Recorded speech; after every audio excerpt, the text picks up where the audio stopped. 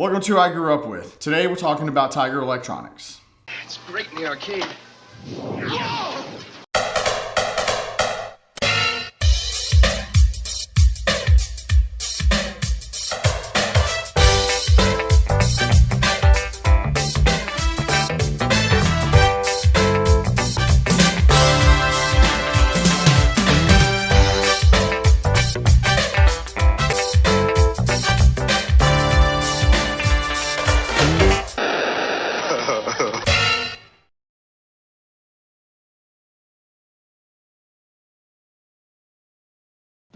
Some people will do anything to take their favorite video games everywhere they go.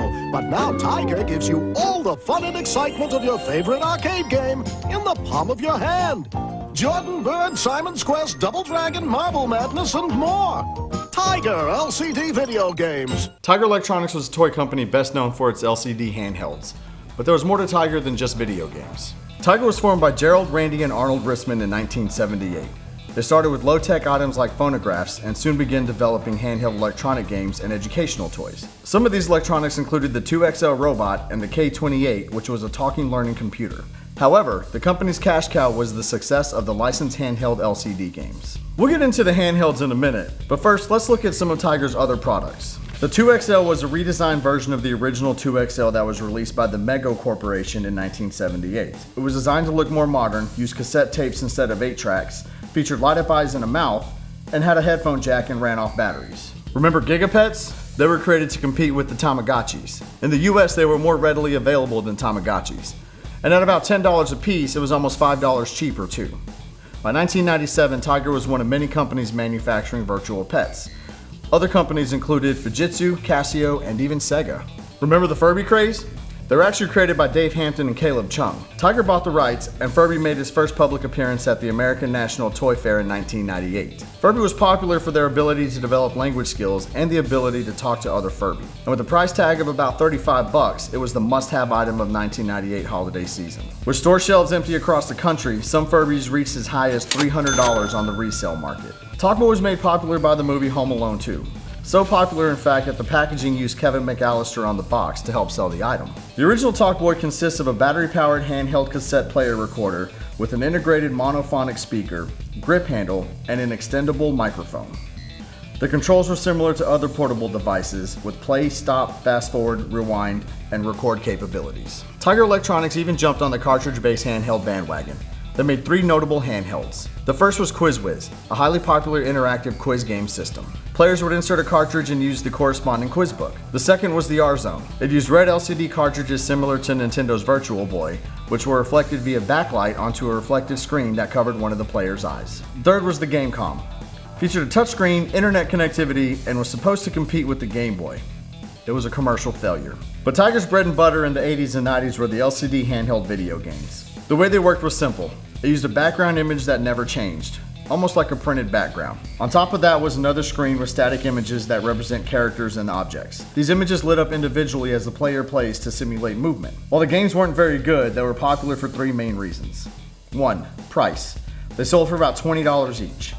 At the time, other handheld games like those for Game Boy and Game Gear were selling for $30 plus, and required the purchase of a console to play them on, which was an additional cost. 2. Simplistic, addictive gameplay. Older gamers found the handhelds boring, but the 5 to 12-year-old demographic found the simplicity easier to learn and less complex than other games at the time. 3. Licensing. Director of Marketing Tamara Leibovitz stated, "We read all the magazines and talk to all the studios to keep on the cutting edge of what's hot with kids." Tiger's licensing rights included popular movies such as Batman, Jurassic Park, and RoboCop, cartoons like G.I. Joe, Smurfs, and Bugs Bunny, and video game franchises including Mega Man, Castlevania, and Double Dragon. Tiger provided cheap, easy gaming on the go, even if they weren't that great. Alright guys, hope you guys learned something from this little brief history lesson. My personal experiences with the Tiger handheld video games, probably the same as most other people who grew up in the 80s and the 90s. This was something that received a lot of these as birthday gifts, stocking stuffers around Christmas time, stuff like that. This is also something that was very easy to give to somebody as a gift, a birthday gift, because maybe didn't know what they had in their library of video games at the time. Essentially, these were, you know, Game Boys and Game Gears, kind of a tag-along little brother, if you will. Just trying to be up there with the big boys, trying to do what the big boys are doing, but it just really failed miserably, honestly. These things, I remember playing these growing up, and they were fun for about 5 minutes, maybe 10 minutes. And a lot of the times you couldn't figure out what to do, although it's pretty simple. I mean, look at this one here. You have a D-pad and you have 2 buttons, and it says shot, like that's what you press to shoot. This is a hockey game. It just didn't always work that way. It was frustrating at the time. It just wasn't fun. I mean, these weren't really fun on car rides. And you know, it's kind of like when your brother wants to play your Game Boy, you hand him one of these instead. You say, oh, here you go. This is fun, and it's a game, and it's like what I'm playing, right? And then they leave you alone for 5 or 10 minutes and they get sidetracked with something else. So it's actually a very good, you know, distraction and diversion if one of your brothers, especially younger, they wanted to try to snake the Game Boy or Game Gear or whatever you had, links or whatever, away from you. I remember doing that because I have younger brothers, 4 younger brothers, so it's easy for me. But no, these games, this is not like Game Boy where super fond memories, you know, or an NES where it's like, oh man, I had 152 games on it, whatever. This is just this, I don't know, it's a poor substitution, if you will, for a video game. And that's what I remember thinking back then. And I still think so now. I actually tried to play some of these before filming this video, and not better. They're just not much better. Actually, not any better at all than they were then. So, but you know, when you got it, you showed a little bit of appreciation, and you didn't know at the time, especially, you know, if you had a Double Dragon one or Castlevania one, you were like, oh, cool. You know, I know these games from Nintendo, and now I get to play them, you know, kind of a dedicated hand console to them. It just sucked. And I think that's probably popular opinion across the board with these. I would think, at least.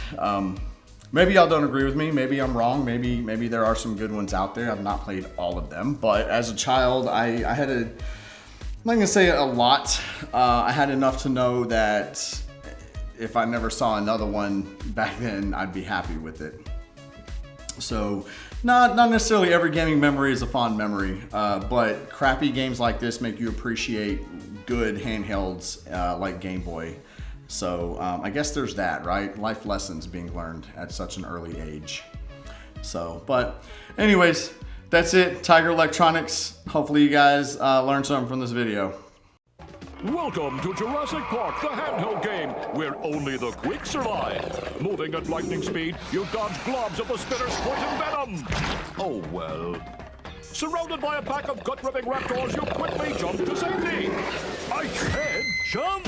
Jurassic Park, the handheld game from Tiger.